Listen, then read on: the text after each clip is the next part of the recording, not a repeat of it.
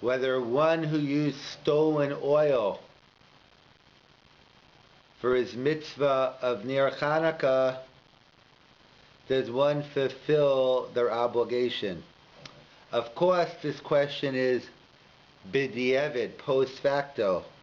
One is clearly not permitted to steal oil in order to light Ner Chanukah. But what if one has stolen oil and it's the only one they have? Would it be possible to fulfill the mitzvah of Ner Chanukah? It's nothing to do with the principle, but a similar concept, mitzvah strichas kavana, that we know mitzvahs require intent. And it's a discussion in the Gemara whether mitzvahs require intent.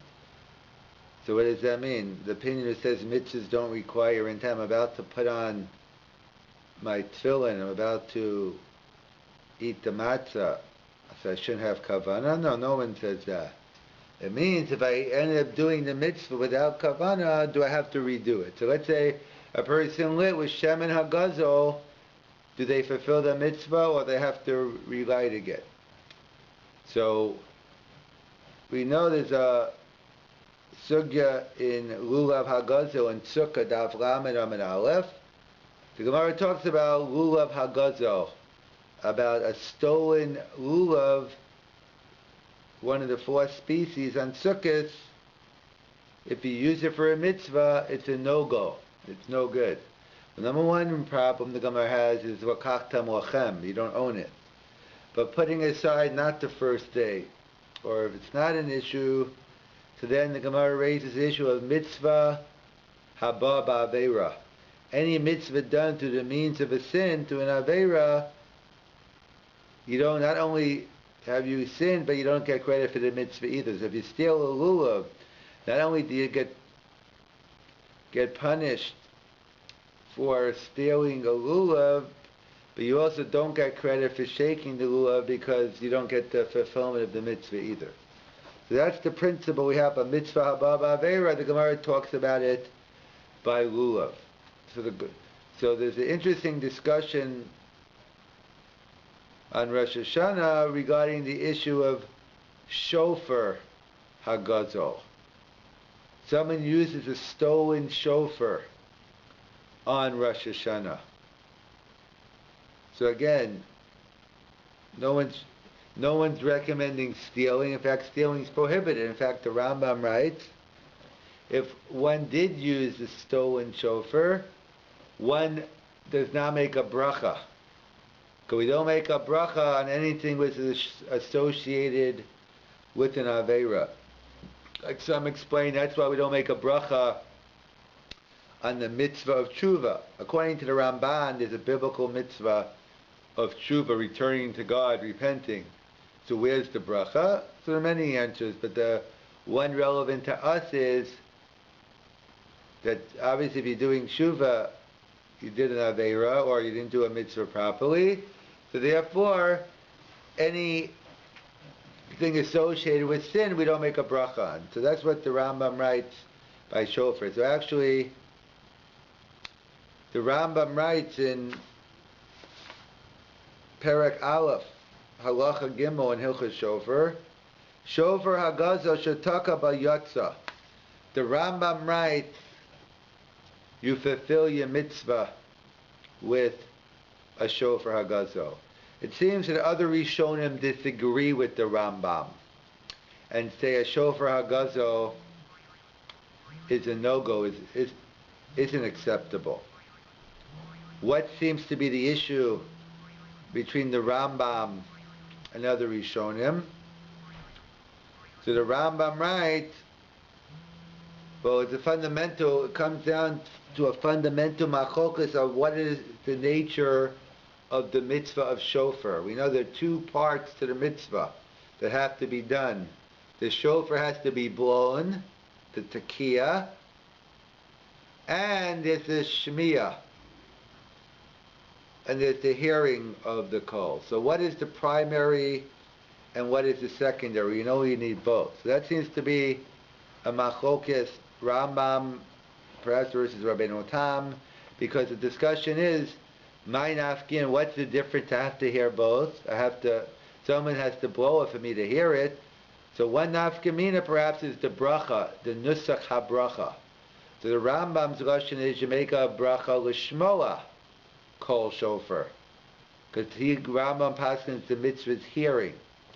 And Rabbi Tam says al tekiyas shofar. It's going on the blowing of the shofar. And in fact, perhaps another nafkamina, another practical difference, whether you hold the mitzvah is shmiya or the mitzvah is tekiyah, would depend on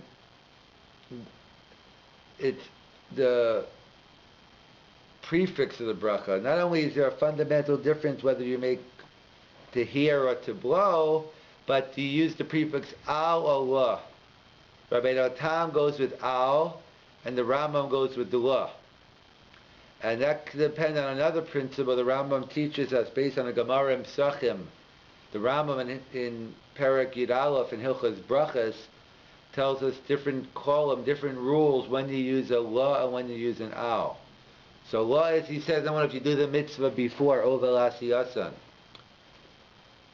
If you do it after al. A second difference is if it's a mandatory mitzvah, it's la. If it's a rishus, it's al, like al ashchita. But the one we're focusing on in la, if you're doing it yourself, it's la. If you're doing it for others, it's al. So perhaps we could say it's consistent with the Rambam who holds the mitzvah is hearing. So everyone's doing the mitzvah themselves. I'm hearing it for myself, you're hearing it for myself. The tekiyah, the blowing is perhaps a hechsher mitzvah, a preparatory stage, but it's not the mitzvah's hearing. And Rabbi Tam holds the mitzvah's tekiyah, so only one person is blowing the shofar. Clearly one person is doing it for everyone else, and therefore it would be al. But the third difference as well could be what we started off with, whether shofar hagazo, whether a stolen shofar is good post facto b'di'evid. So the Rambam writes yes, and Rabbi Tam says no. So perhaps because the Rambam writes, why is a shofar hagazo good? She'eina mitzvah ela b'shmiyas hakol. The ein b'kol din gezel, because the mitzvah is in the kol, in the voice, in the sound. And it's an intangible. You can't steal sound. You could steal a chefs, an object, but you can't steal sound. So therefore, the Rabbi Tam holds the mitzvahs in the object of tekiyah, so then you could deal with the question of mitzvah haba b'avera. But according to the Rambam, the issue is the shmiyah, it's this hearing, ve'ein b'kol din gazo. And that's what they point out. Mivara midvara, Rav Soloveitchik explains, the chalos hapsul, the mitzvah ba'avera chol dafka b'chefsa shel ha-mitzvah.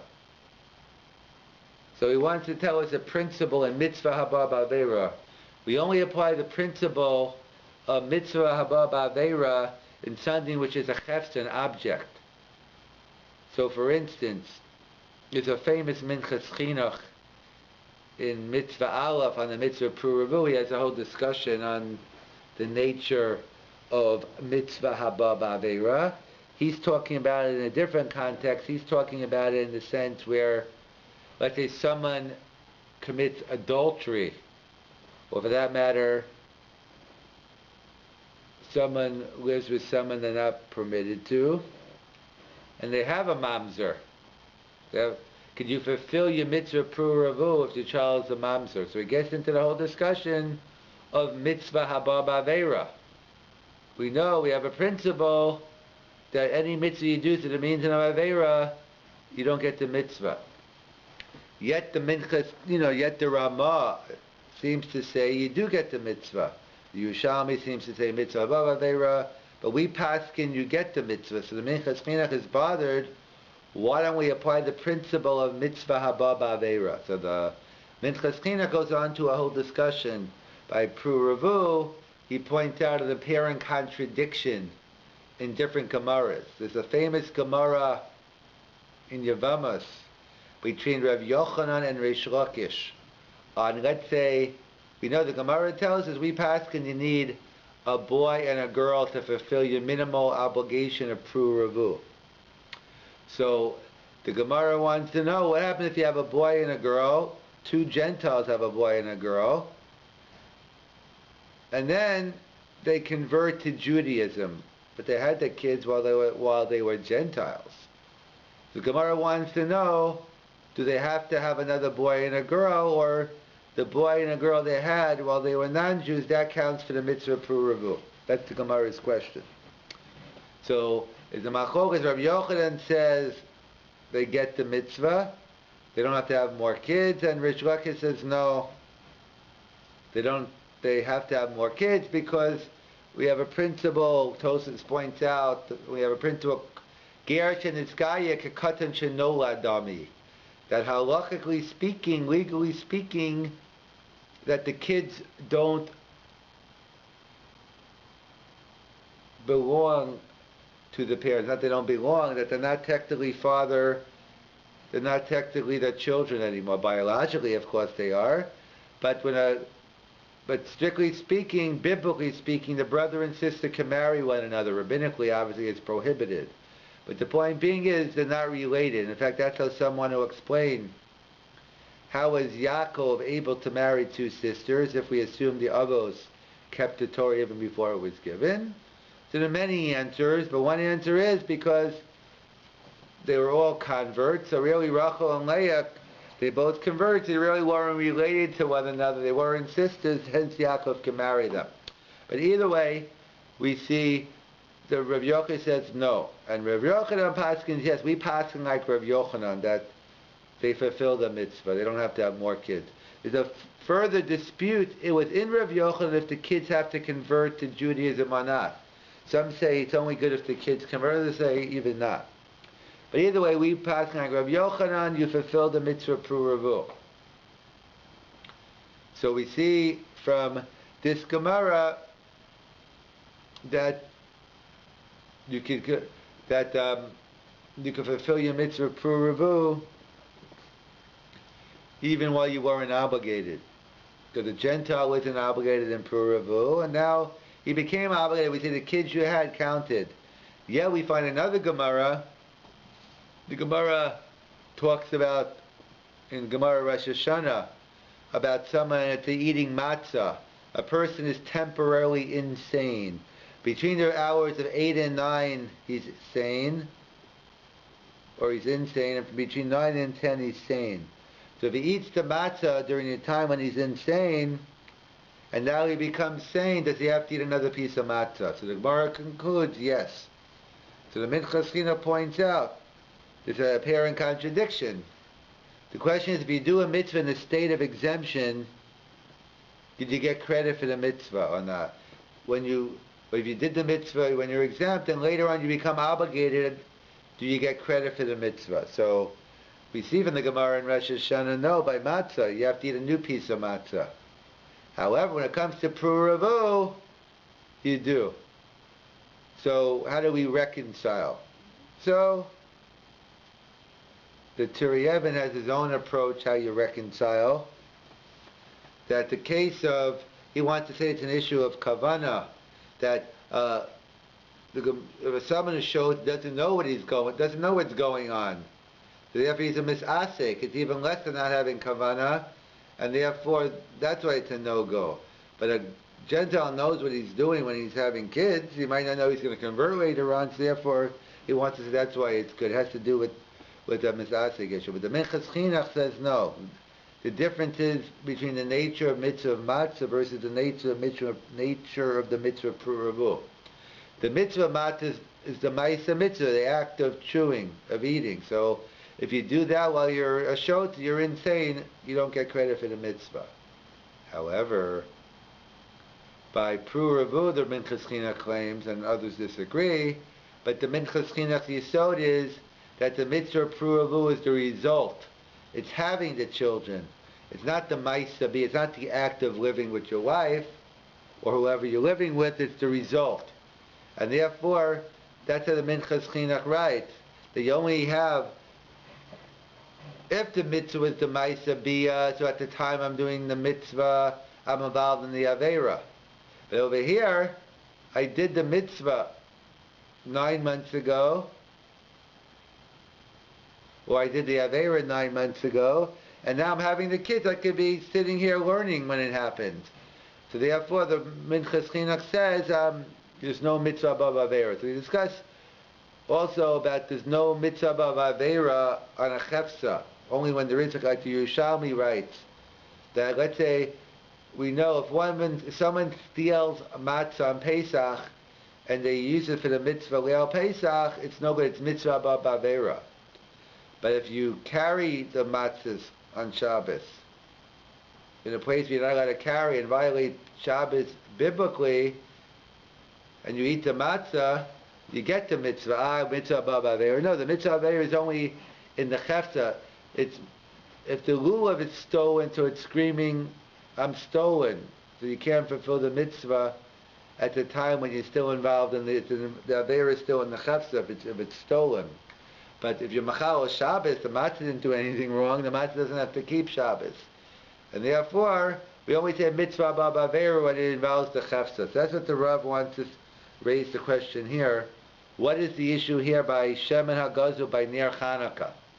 So, V'nira Loma, I'm reading from the Harei Kedem, one of the Rav Shurkin, one of the students of Rav Soloveitchik. He has a sefer, there's a lot of interesting articles, but this one is Be'inyan Shemen HaGazul and Ner Chanuka. He writes, V'nira Lomar. So first he wants to compare and contrast the mitzvah of Ner Chanuka to the mitzvah of lighting candles in the menorah, in the Beis HaMikdash. We want to say they're different. The Chol Ner Chanuka Mineras HaMaracha HaMikdash. He wants to say the B'Mikdash Gam Hashem and Vapsi Lahem Mechal HaMitzvah. By the Beis HaMikdash, everything's part of the mitzvah. The oil, the wicks, it's all part of the mitzvah. Yesh Behem Hatava, there's a mitzvah of like cleaning it out, setting it up, etc. And therefore the whole thing goes together. You can't separate the oil, the wicks, and everything. It's one big happy family. It's one big mitzvah. Aval b'ner Chanukah, hachefsed ha-mitzvah hi hashal hevet levada. What he wants to say, by ner Chanukah, the wicks and oil isn't the mitzvah. The mitzvah of you might need wicks and oil, but the mitzvah is the shalheves, is the light.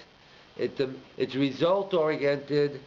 It's to have light. It's But Yisachar points out there a thrush. That's how come we know near Chanukah mitzvah chaviv miod you have to sell the shirt off your back, but by other mitzvahs lulav you don't have to. You only have to spend a certain amount of money. So the Yisachar points out because the bottom line is the mitzvah of near Chanukah is result oriented. It's pursume nisa to publicize the miracle. You might have all the excuses in the world, but if you didn't light candles, you don't get pursume nisa.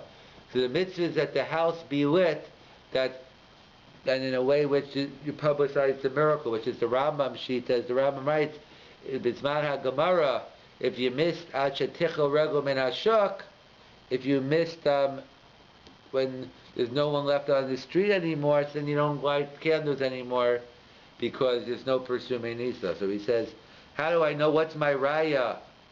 That near Chanukah, it's just the shalheves, is the fire, the light.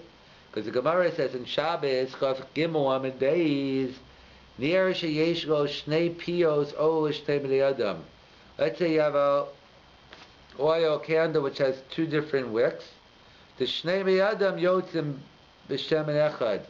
You can, for two different people light one each, you still get the mitzvah. Both people get the mitzvah. So the question is tamu ein kan ela ner echad v'shemen. There's only one. It's one ner and one shemen. How could two people get the mitzvah? Ubar karcha, if we're forced to say that chefsa shel mitzvah ner chanukah hu guf hashal heves ve'or hanir shel ner chanukah bovad. And he says no. We see from here that it's the actual chanukah. It's not the whole. Everything, all oil and wicks, like by the Neris and the Mikdash, but by Ner Chanukah it's Shel Heves. So we work with that Yisod. So we would say Mitzvah B'Avera by Ner in the Beis HaMikdash, but the Rav wants to say that Me'ata Nira L'Halacha the Shemen HaGazol Kosher L'Ner Chanukah. Rav Salvation wants to say that based on this Yisod, that mitzvah b'aveira only applies to the chefsa, and therefore by ner Chanukah it's just the shel heves, in contrast to the ner in the mikdash. Kevin the rock shemen gozu v'lo shalheves, since only the oil is stolen and not the light, v'lo shayach b'shalheves din gezo. And he says it's like the shofar. It's an intangible. You can't steal sound. He says you can't steal shalheves. You can't steal the light, the fire. For already mitzvahs near Chanuka hu b'shalheves buvad, and therefore v'nimsa lo chol, the gezel and the stolen oil, lo chol bechefsa shal mitzvah v'shua shalheves, and goes on, and he gets into other issues of whether you're need lachem or not. But the conclusion is that shemen hagazol, you can forbid the eved if you use stolen oil. You can fulfill your mitzvah. Just to summarize, we discussed the question of mitzvah haba ba'avera. We know by Lulav, the Gemara tells us mitzvah haba ba'avera. We had a machlokas by shofar, whether you say mitzvah haba ba'avera. The Rambam says no, because the din is only, the mitzvah is the shmiya, and ein b'din, there's no gezel in sound. And Rabbi Tam would seem to say the mitzvah is taki, and is, and the different nafkamines we gave, the nusach habracha, whether you use taki or shmiya, and then the al and la, whether shofar or gazo. And we explained that you only say mitzvah haba ba'avera, it's in the chefsa. That's why by matzah, stolen matzah, the matzah is screaming, I'm stolen, so you can't get the mitzvah without Pesach. But if you carry matzah, if someone was machal Shabbos, but they ate the matzah, they might have to give a din and cheshbon on Shabbos, but there's nothing wrong with the matzah. The matzah doesn't have an obligation to keep Shabbos. So that's what the Rav cleared, that there's, by shemen in the mikdash, the mitzvah of neiros in the Beis HaMikdash is the whole thing's to chefsa, so it would be problematic. But he wants to say by Ner Chanukah, it's similar to, like the Rambam writes by shofar, ein b'din, ein gezel b'kol, and similar here, it's only the shalheves, so the oil's stolen, but the light's an intangible. You can't steal the ore, and therefore he wants to say that one b'di'ev, if one use shemen agazo, you can fulfill your mitzvah of Ner Chanukah. You won't have to do it over again.